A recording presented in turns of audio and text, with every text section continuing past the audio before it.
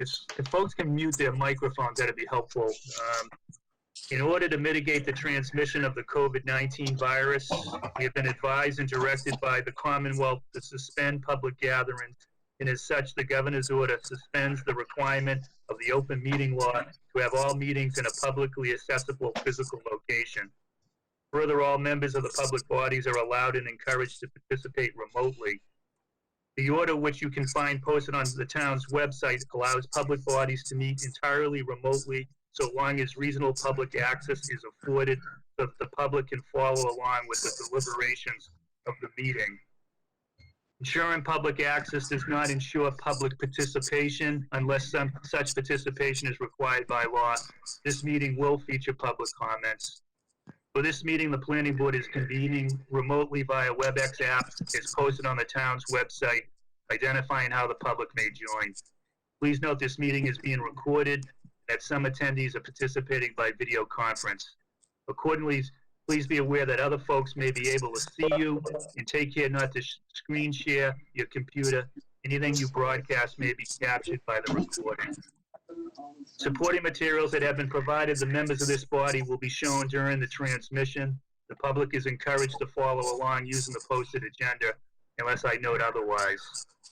The ground rules. We are now turning to the first item on the agenda. Before we do so, permit me to cover some ground rules for effective, clear conduct of our business and to assure accurate meeting minutes. I will introduce each speaker on the agenda. After they conclude their remarks, the chair will go down the line of members, inviting each by name to provide any comment, questions, or motions. Please hold till your name is called further. Please remember to mute your phone or computer when you're not speaking. Please remember to speak clearly in a way that helps generate accurate minutes. For any response, please wait until the chair yields the floor to you and state your name before speaking. If members wish to converse with other members, please do so through the chair, taking care to identify yourself. For items with public comments, we have established an email address for public comments @danversmass.gov. This email address is shown online with the streaming of this meeting. Residents may email comments and they will be provided, read out loud after the staff has confirmed their name and address. All emails must contain the date and phrase planning board. Finally, each vote taken in this meeting tonight will be conducted on a roll call vote. So I'll turn to the first item on the agenda, 18 Congress Ave and 11 Harvard Street, request by Livermore Development LLC for endorsement of a Form A plan to reconfigure 2 new lots with frontage on Congress Street. So Josh, who do we have tonight? Yes. If through the chair, John, I would pass this item along to Attorney Nancy McCann. So discuss this briefly, at least give an introduction to this matter. Sure. Good evening. Welcome, Attorney McCann. Thank you very much. Can you hear me? We can. Okay. Thank you. My name is Nancy McCann. I'm here on behalf of the applicant Livermore Development LLC. Also, I see participating and on the call tonight is Ryan Livermore, manager of Livermore Development LLC. And this is a fairly straightforward A&R plan. There are 2 existing lots, one known as 11 Harvard Ave that has 7,200 square feet and 0 feet of frontage because the Harvard Ave was never actually constructed. And 18 Congress Ave that has 36,000 square feet and 240 feet of frontage on Congress Ave. And what we are proposing to do is simply reconfigure those 2 lots to create 2 regularly shaped lots with over 20,000 square feet each, this being in the R2 zoning district, and each with 120 feet of frontage on Congress Ave. The Board of Appeals has issued a variance for the frontage to allow 120 feet of frontage rather than the required 125 feet of frontage. So the A&R plan that you have before you is simply a reconfiguration of 2 existing lots into 2 new lots that are, have the required area and the required frontage by virtue of the variance, and they're regularly shaped building lots in the R2 zoning district. So I'd be happy to answer any questions. Sure. Hey, Josh, we're getting some feedback. Is there any way that you can mute someone's mic? Maybe it's your own. Sure. Okay. Yep. Thank you. Let me start with you, Jim. Jim says, you have any questions on the A&R?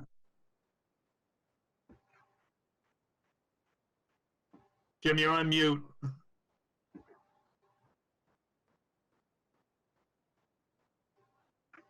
There you go. I'm fine with it, John. Looks fine to me. Okay, thank you. Thank you, sorry. Yep. Peg? It looks fine to me. Lou? Looks fine to me. I have no questions. And Tori? Likewise, no concerns. Great. I have no questions either. So, so do we do a motion here, Josh, to accept the A&R? Yes. Okay, I'll entertain a motion to accept the applicant's A&R plan as presented. So moved. Is there a second? Was that you, Jim? Yes. Okay. Second, is there a second from the board? A second. Okay, second by Lou George. And all right, so I'll do the roll call vote. Obviously, Jim, Yes. Lou, Yes. Peg, Yes. Tori, Yes. and the chair's in favor as well. Thank you. Thank you very much. So I assume, Josh, you're going to coordinate. This plan needs to be signed, and you just Yep, call us yep. at home. Okay. Yes. I'll do kind of what I've been doing similar in the past couple of months. I'll potentially could be this Thursday, but I'll send an email out to the group, and I'll just try and make it as easy as possible for everyone, and I can work around everyone's schedule. So yep, I'll work with the group. Okay, thank you. All right, so the next matter on the agenda is 333 Maple Street, requested by Beaver Brookwoods LLC to enter into a tripartite agreement in association with the Beaver Brookwood subdivision. Josh, I'll turn it back to you. Sure. Through you, I would also once again like to pass this item along to Attorney Nancy McCann, but I can also, if there are questions that come up, I would be happy to answer questions if people have them. But if Attorney McCann wants to give just kind of an overview of the what this item's about. I'm just going to recuse myself, Mr. Chairman. Yes. Okay, let the minutes reflect that Jim has recused himself. So I'll turn it over to you to Nancy McCann. Attorney McCann. Thank you very much. My name is Nancy McCann. I'm here on behalf of the developer Beaver Brookwoods LLC.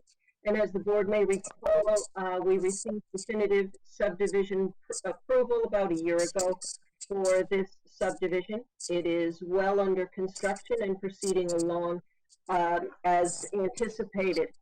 With the approval of the definitive plan, we executed the standard planning board covenant to secure the completion of the ways and the utilities, municipal utilities associated with the subdivision.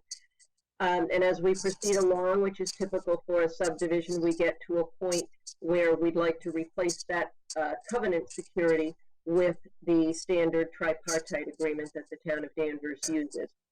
And in order to do that, we itemize the work left to be completed, and we submit that request to the planning board, which we have done.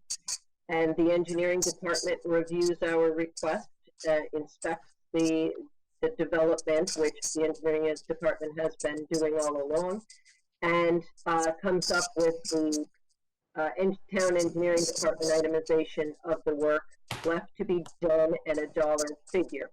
And that tripartite agreement with the approved by the planning board dollar figure replaces the covenant for the security for the completion of the subdivision under the subdivision control law. So we submitted back on November 2nd a full application package for the release of the covenant and the establishment of the tripartite agreement. We had given an amount that we thought represented the cost of work for completion. The engineering department has come up with, as recently as this afternoon, an itemization of the work left to be completed based on the town's cost itemization, and that cost reflects the cost that the town would have to pay if prevailing wages, if it needed to step in and complete the work. So oftentimes we see that the town's itemization and cost estimate is more than what the developer anticipates, and that is the case here. So I received from Josh this afternoon the engineering department's updated itemization and cost figure, which is $523,107.59. And we would ask that the board vote to release the current planning board covenant and establish and accept the tripartite agreement for this amount in its place as the security. Okay, just for clarification, before we open it up, who is the third party? Who's the financial institution, Nancy? Bank Gloucester. Bank of Gloucester? Yes. Okay. Tori, I'll start with you. Yeah, this seems pretty straightforward to me. If engineering agrees with the number, then I don't have any concerns with this. Okay, thank you. Lou? Yes, and I just had a question, just Attorney McCann, just with respect to, it looks like the number here that engineering, arrived at, and we're here today at, is the 523,107. What was the original amount that had been anticipated, and so what was the difference? If you could just briefly explain. I'll try to do that. The original amount that we had itemized was 260,170. Okay. And we submitted that cost of work breakdown, which was several pages long, with the application. Again, I received the breakdown from the engineering department today. It is not, unfortunately, I tried to compare. It is not an apples-to-apples comparison. The town engineer itemizes things differently, so I really wasn't able to break it down. There were a couple items that jumped out, but I think it's just, it's hard to itemize. We itemized each, for example, different type of loam and seed, and they bottled loam and seed, for example, all into one category. So it's a little hard, given the timing, for me to break that out. So I don't think there was anything that was, even though the difference is big when you look at the two, I don't think there was one item that jumped out as being a huge issue. Josh mentioned to me in his email today that the engineering department, when they went out and they looked at the stormwater management, for example, that part wasn't maybe quite as far along as so they bumped the number up a little bit there. But that's about as much as I can tell you. Okay, no, that's fine. And just through the chair, does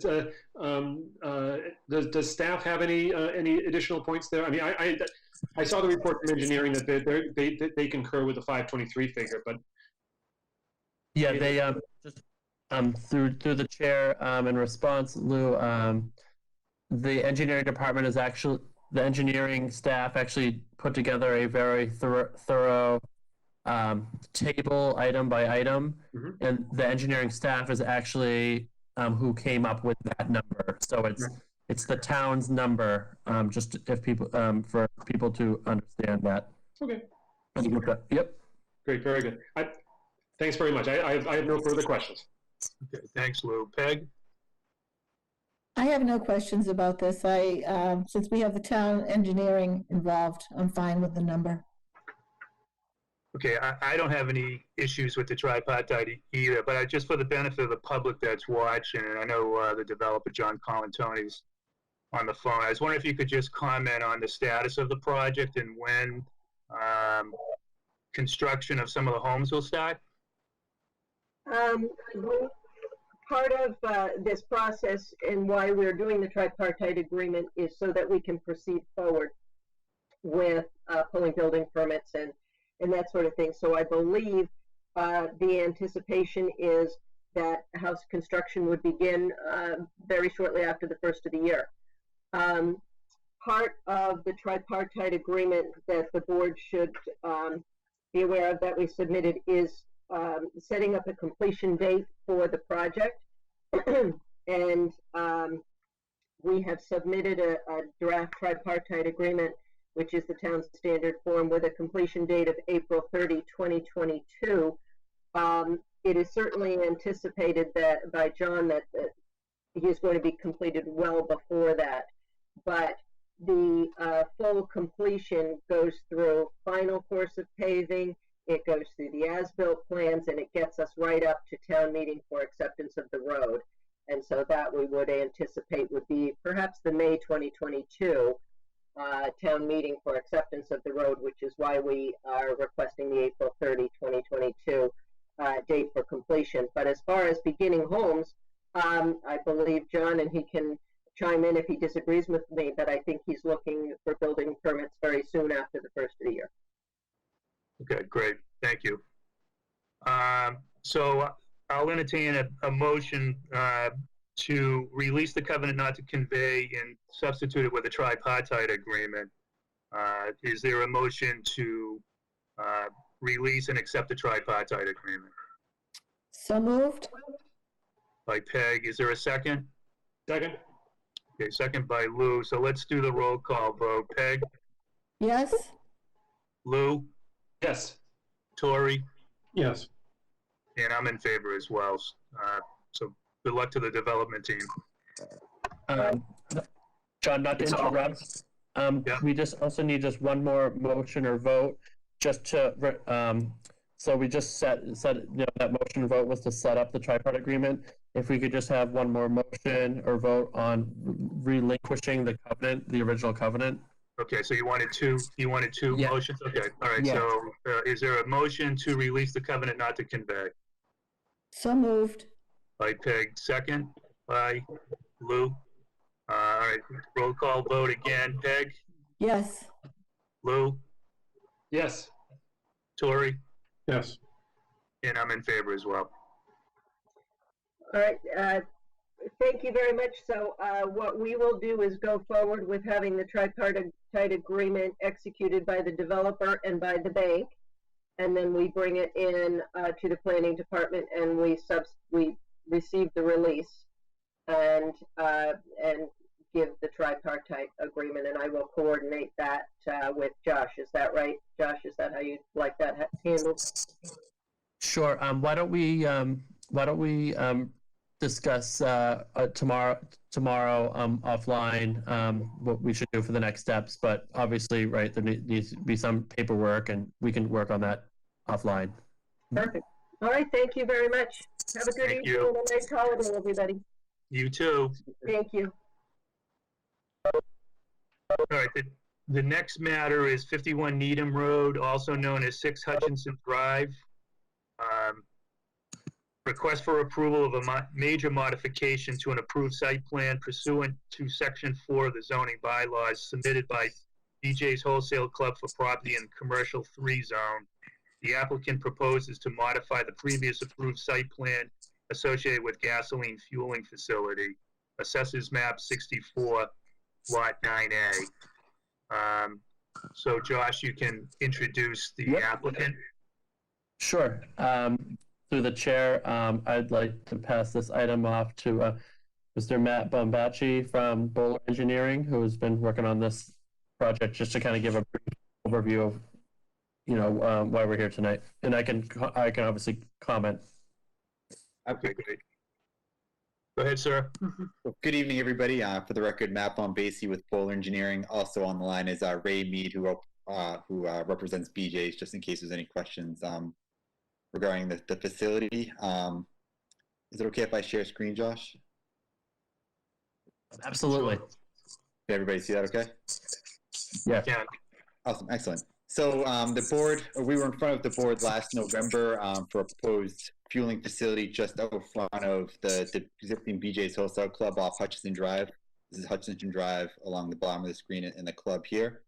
That fueling station's been constructed and operating for about 6 weeks. As part of our kind of closeout process with the planning department, we provided an as-built plan and a summary of things that were outstanding or need to be completed. And 2 items in particular, the planning department just asked that we come in front of the board with this request for a modification to the site plan. The 2 items in particular that we were requesting are the removal of a trash enclosure. On the original site plans we submitted to the planning board, we had shown a proposed trash enclosure up at the top, I guess the southeast corner, or this top right corner of the plan. It depends on the facility for BJ's if they want an individual trash enclosure at the fueling station, or if they'll use the trash enclosure associated with the club itself for any refuse. In this case, BJ's opted to have a compactor just off this corner of the building here that they use for the club, so they opted to use that for the trash rather than the trash enclosure itself. So that wasn't constructed in its place. Just essentially it was landscaped along with the rest of the area to the back here. The second modification to the plans was an emergency generator that we had shown right along here on this side of the fueling station. During construction, it was determined that they're going to bring electricity right off the club, and the most logical space for the emergency generator ended up being right next to the transformer pad, which we had previously shown here. So this ended up becoming just landscape space, and the emergency generator just flipped over to that spot there. Aside from those 2 minor modifications, there were no other changes to the site plan. It was built per plan, but are requesting a modification to the approval just for those 2 items.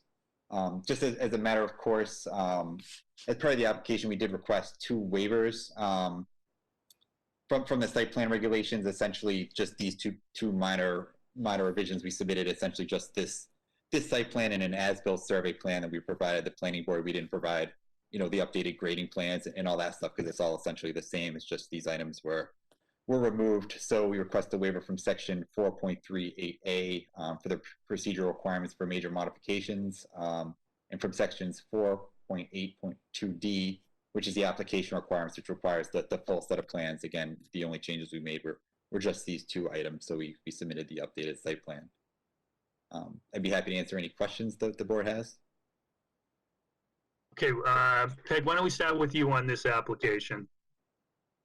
I'm having trouble following your arrow. Can you show me where the trash compactor is that you're going to use now? Sure, it's just off this side of the, can you see my arrow down here at the bottom left? Lower left, Peg? Left. Lower left Yep. on the page. Oh, way down there.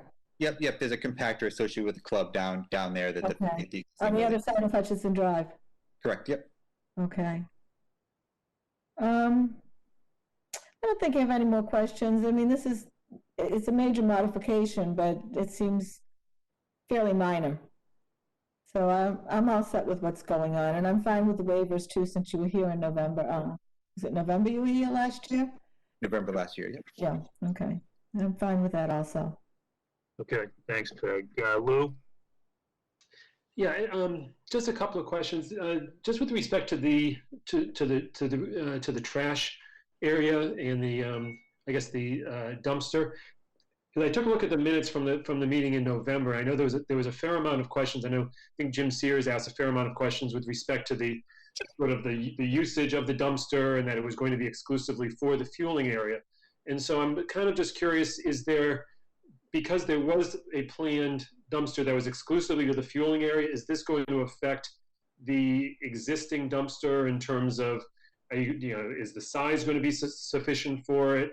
And even in terms of, since it's across from Hutchinson Drive, is that going to be an issue in terms of even getting the trash over there? How is that planned to happen? Yeah, sure. And Ray can chime in if I misspeak. But yeah, the answer is yes. We'll typically show a trash enclosure on all the fueling stations, just because sometimes these decisions aren't made right to the end. What we don't want to do is not show one and then have one installed, and that's obviously would be unfortunate. But in this case, yeah, there's a very large trash compactor down here, and they're very comfortable with the capacity of it. And as far as the unloading of refuse, essentially the only trash would be what they empty out of the trash buckets, which are at the fueling station. That's done at the end of the day by the attendants and taken over by a vehicle. And there isn't any sort of issue with respect to, crossing the line of traffic or any of that sort of, in terms of being able to do. You said it would be done at the end of the day. End of the day, one time a day. Yep, yeah, off hours, likely after the station closes. Okay. I did also just, since you have had a little bit of time in terms of with the station operating now, how have things been going, lately with the station in terms of, have they, any sort of issues in terms of flow in the area or other sort of issues? No, it's not when I've been out there in particular. Again, BJ's has a very unique, or I find it to be a unique program with the one-way circulation, with the cars coming in one way and exiting out the other. So I find that to be incredibly efficient compared to a traditional gas station where you have cars going multiple directions, banging U's and doing all stuff. So when you watch it operate, it's pretty smooth. They pull in one way and out the other. Okay. And I saw where the could you point again where the generator is going to go? I think it's just with your. It's shown it on the approved site plan. Show it right at this location here. Yep. And it was installed just on the same pad as the transformer pad here along Hutchinson Drive. Okay. Got it. Okay. I don't think I have any further questions. It seems relatively straightforward. Thank you. You're welcome. Tori? I don't really have any problem with these changes. I think, if anything, they're improvements. But I want to clarify why this generator was installed prior to this discussion. Was this not perceived as a major modification when it was done? Is the question why we're coming after why it's been constructed? Yeah, at the time we did not believe that this would be a major modification with the planning board. It was when we went for the closeout process with the planning department, they suggested that we filed this application. If I may, John, through you, just help to clarify Tori's question. Essentially, when you're modifying or moving anything that's considered a structure, right now in the zoning bylaw, it requires a major modification. So I know that we've been with our proposed zoning amendments at a town meeting that hopefully will happen in the spring. These types of items hopefully potentially may not need to come to the board.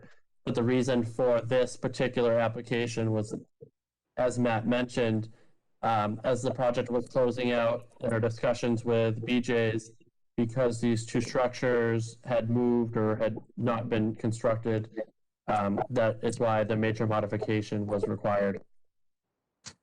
I appreciate the explanation, and I don't have any problem with these changes.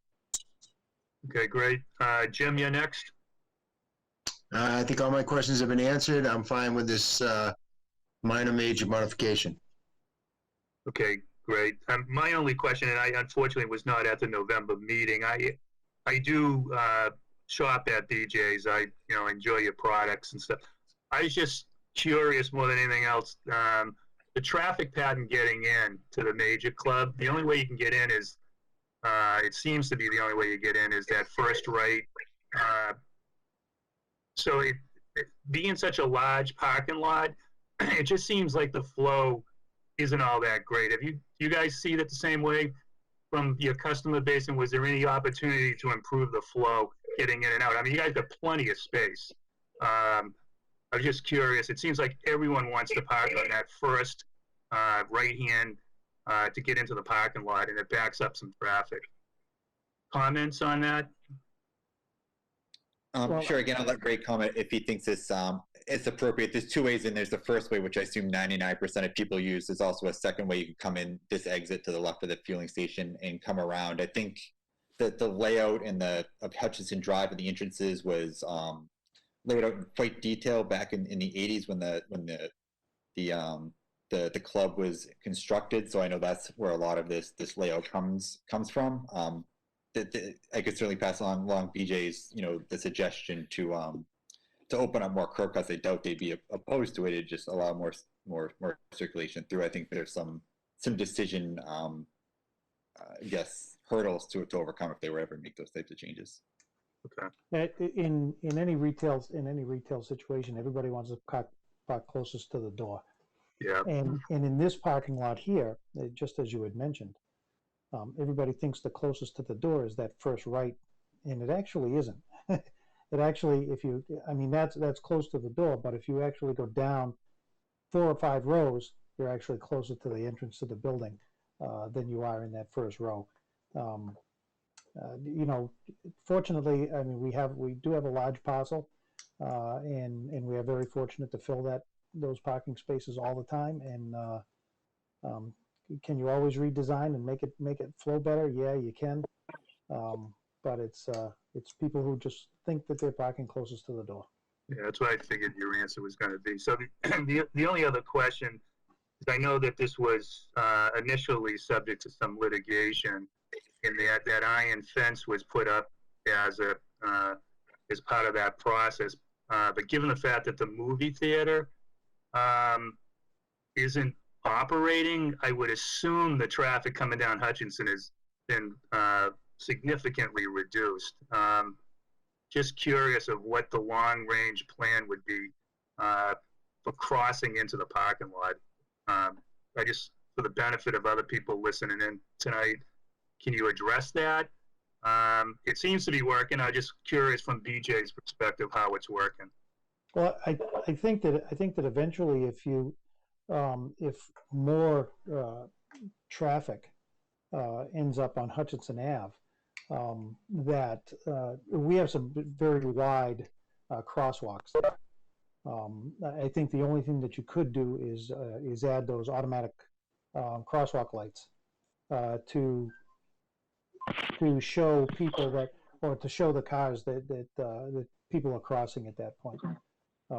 That would be pretty much the only thing. Other than that, we have very, very wide crosswalks, and the speed bumps that are in there really slow people down too. Yeah. Okay. That was helpful feedback. I have no more questions. So I'll entertain a motion to accept the major modification as presented by the applicant. So moved. Is there a second? Second? Second by Peg. Let's do the roll call vote. Jim? Yes. Peg? Yes? Lori? Yes. And Lou? Yes. And the chair's in favor as well. I assume in our packet, Josh, the certificate of action was put in the package, and does that need to be read into the record, or have we adjusted our approach? Yes, I think the motion and vote will suffice. Just for the board's information, the certificate of action is within the packet, but for the board's review, but the motion and vote that just occurred will suffice for this item. Great. Okay. Good Thank luck. you. Have a great evening. Thank you. You too. Thank you. You're welcome. The next item on the agenda is 78 High Street, public hearing for site plan approval submitted by Albert DiVirgilio for property at 78 High Street pursuant to Section 4 of the zoning bylaws. Said property is in the High Street mixed-use corridor, HSMUC zoning district. The applicant is proposing to convert the former veterinarian office into a real estate office, change of use, Assessor's Map 51, Lot 321. Josh, I see Mr. DeVillaggio, excuse me, is with us tonight. Attorney Yes, George that's it. Markopoulos, I'm on as well. Okay. I'll turn it over to the applicant. Good evening, Attorney George Markopoulos for Albert DiVirgilio, Remax 360.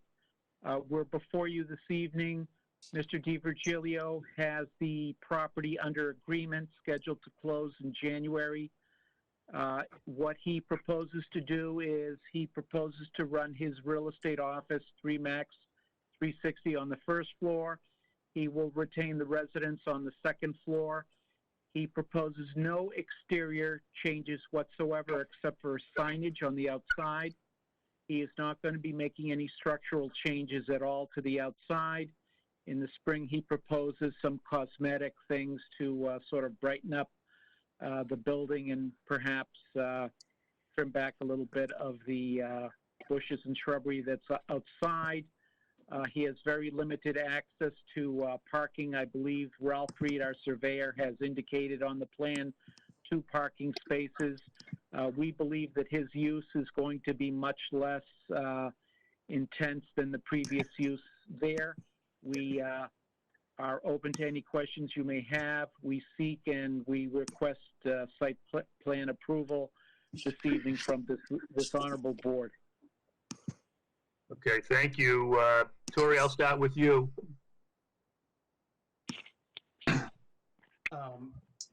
Yeah, generally this doesn't raise any red flags for me. Do you have enough parking for the number of agents you're planning on have working in this office? So, obviously, especially post-COVID, things have shifted. Agents don't come to the office very often. We look at this High Street location as being a corporate location for our businesses. It's very centrally located. It's in an excellent geographic location between 95 and 128, which fits our model. So outside of our accountant, who I plan to move there, who is a resident of Danvers, you know, we have agents that come and go, 30 minutes, 15 minutes, an hour tops. So I don't see this being a heavily trafficked area, if that's a proper way to term it. There's ultimately 5 spaces on the property. If you go by, you know, state standard 9x18, I understand the geographic, how it was driven or written. There's actually probably 5 spots to put a car on there, as Josh and I have talked about. So with that and the off-street parking out in front, I don't see any kind of issues for us, Tori. All right, thank you. I don't have any other questions. This seems fine to me. Okay, Lou? Yes, just a couple of questions. So in terms of, I guess in terms of the number of people, I know you mentioned, Mr. DiVirgilio, the real estate, rather, I think you said your businesses would be there. So are there other, I know it would be the real estate firm. Is there any other businesses that would be there as well? Well, I look at it as a corporate location. We have offices in Gloucester, Beverly, Peabody, Danvers, Marblehead, Lynn. But as far as a corporate office right now, we use the Beverly location at Cummings Center. I do see that shifting to the Danvers location as being our corporate office, and we operate real estate, insurance, you know, ancillary businesses that work with real estate.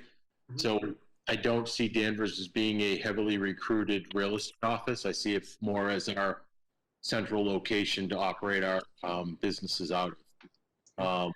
How many people do you see being there at any one time? I know in this post-COVID world, a lot's taking place virtually, but what would you anticipate? Two as far as, you know, employees, non-1099 type people, agents. So I think there'd be 1 or 2 of us there on any given day. Okay. Has there been any, I'm not sure, have you had any discussions with any of the with any abutters or any other issues that have come up? No, I mean, I've had a brief conversation with the gentleman who owns the appliance shop. Centered around, St. John's Prep, where both of my boys spent some time, and his son, and we talked about the property in between us. I mean, that's that beautiful lot behind us. Make a great city parking lot. Eminent domain sounds wonderful there. But outside of that, no, he's a nice guy. We've discussed that. I don't see any issues around us. Okay. It's a great location, great downtown. Yep. Okay. I don't have any further questions. Thank you. Jim? I'm fine. I don't have any questions on this change of use. It seems fine. Good fit. Okay. Peg?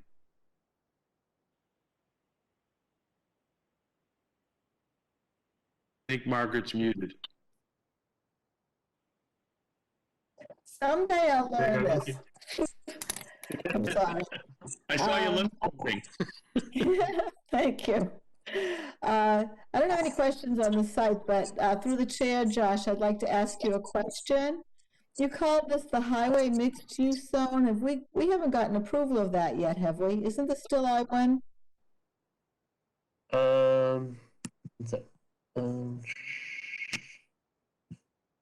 Sorry, can you, I'm sorry, I thought I was muted. No, this is the High Street mixed use zone. This was approved at the February 10th, 2020 town meeting. This is no longer zoned industrial one. Oh, okay. I guess I'm behind the times. That's okay. A lot's changed, Peg, in the last year. Pardon? I know. I have no other questions then about, the site, what's going on. Okay, the chair doesn't have any questions, but since this is a public hearing, Josh, is there anyone from the public that has expressed an interest in speaking? There is a resident, Mr. Matthew Duggan, who is here. I wasn't sure what particular item, but since he's still on, I'm assuming this is what he would like to discuss. So through you, I guess I would pass it along to Mr. Duggan, who just unmuted himself. Yes, Mr. Chairman, Matthew Duggan, town meeting member precinct 1, which is where this property is located. So just a few comments about the previous use and then the future use. So previously was a veterinarian's office with a residential unit on the second floor. And this use here sounds like it would be less detrimental to the neighborhood in terms of the vehicle trips, because as the animal house or animal hospital, there was quite a bit of traffic coming and going. In terms of the renovation, can someone explain what types of renovations will be occurring? Because as you know, next door at 76, that has become an eyesore in terms of dumpsters and other kind of construction debris on site for quite a long time now. And I just would not want to see that same situation occur next door. So could somebody just explain what renovations will be happening on both the first floor, which sounds like commercial, and then the second floor, which will remain residential? So, Mr. Duggan, Mr. Duggan, if I may, it's Attorney George Markopoulos. We have no planned renovations. What we're thinking of doing perhaps is painting inside, maybe sprucing up the outside a little bit, and putting a sign up on the exterior. But there are no renovations, either minor or major, that are being intended. Correct. Okay, that's great. I was just curious about that. And then in terms of parking, there are 5 spaces, I believe, you could justify as saying they're off-street.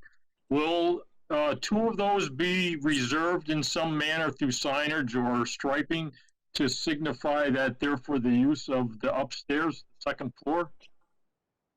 Al, can you speak to that, please?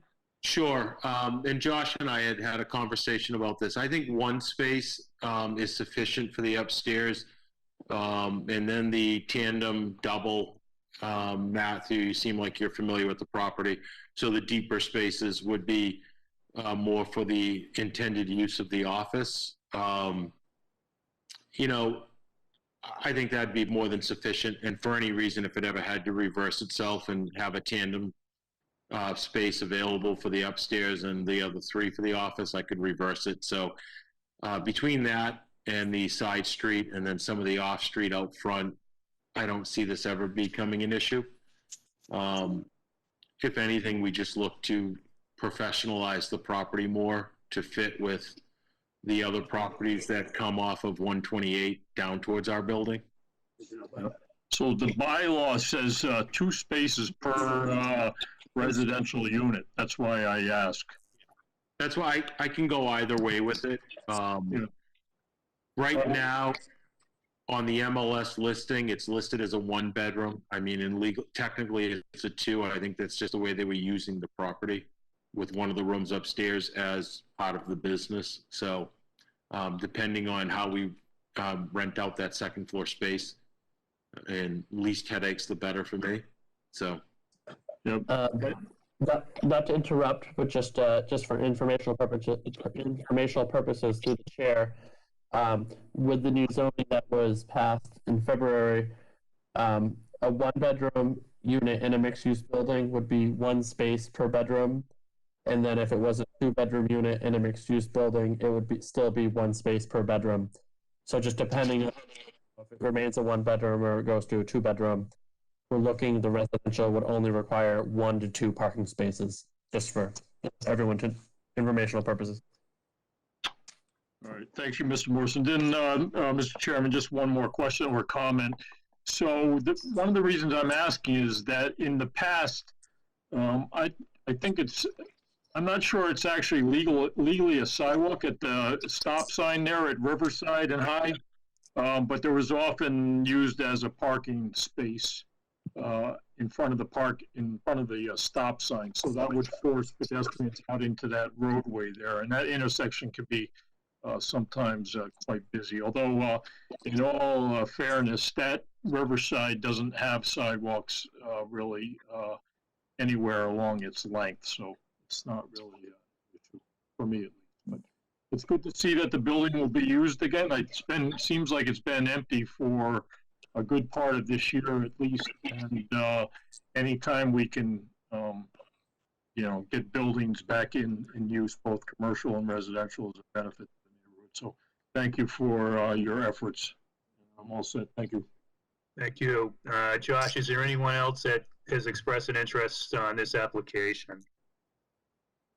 Yeah.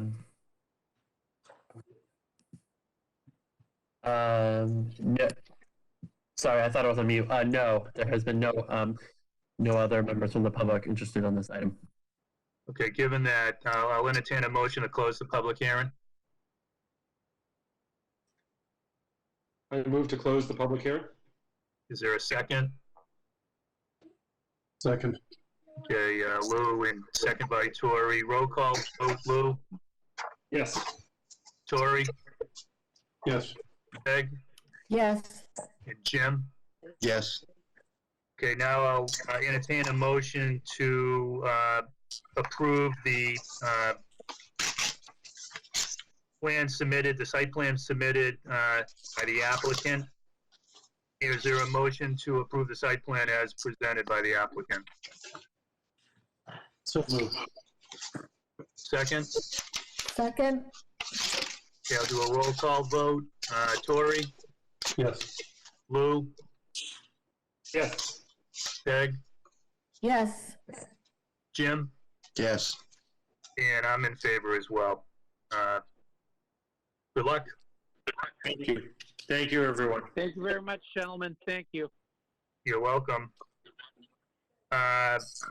So now discuss future dates for the planning board, Josh, and any other matters from the planning staff. Sure, just as a, the next planning board meeting will be on January 12th, 2021. So we will be entering the new year. We will likely have 2 or 3 new items, and as those get kind of confirmed, I could send out the addresses and the projects to the group if they're interested in doing site visits and that sort of thing. I guess that's the only kind of upcoming comment I have. And I know that the special town meeting was put on hold. Any Yes. comment on that, Josh? And Yeah, no, I think internally, the chatter or is sort of, I think, or the hope is that somewhere hopefully in the February, March kind of 2021 type time frame. Obviously, it being, the date of that being confirmed, being, affected by what happens with the COVID-19 and, how the town administration and the town moderator in terms of the group setting. But the hope is to potentially, it's in pencil February, March, but with that kind of being a moving or a tentative date, if that makes sense.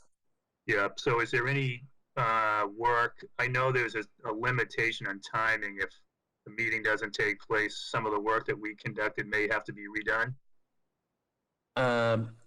There is I believe a 6-month date at which, you close the public hearing on the zoning amendments, which we voted and gave a recommendation in November. In speaking with this matter with David, if we were to exceed, the 6-month date, it wouldn't be, I don't know if it would all be, we'd have to have the whole entire large conversation again, weeks, meetings after meeting. We wouldn't be proposing anything new that was previously approved, but we would have to, from a procedural standpoint, have to, advertise it. It would have to be on our agenda. We would have to discuss it. And then obviously it was a public hearing, so the public would be able to, be involved in the public process. Obviously the hope from staff would not obviously have to start, do that all over again, but Sure. I guess there is unfortunately that potential, but we would try to make it as, not as inconvenient as possible. Okay. Thank you. Anyone else want to raise something with staff tonight? Happy holidays, everybody. Yeah, happy holidays. Stay safe. Happy- And I'll entertain a motion to adjourn. So moved. Second. All in favor? Aye. Aye. Okay. Thank you. Stay safe, everyone. Take care. Happy holidays, everybody. Yep. See ya. Holidays. Have a wonderful evening, everyone.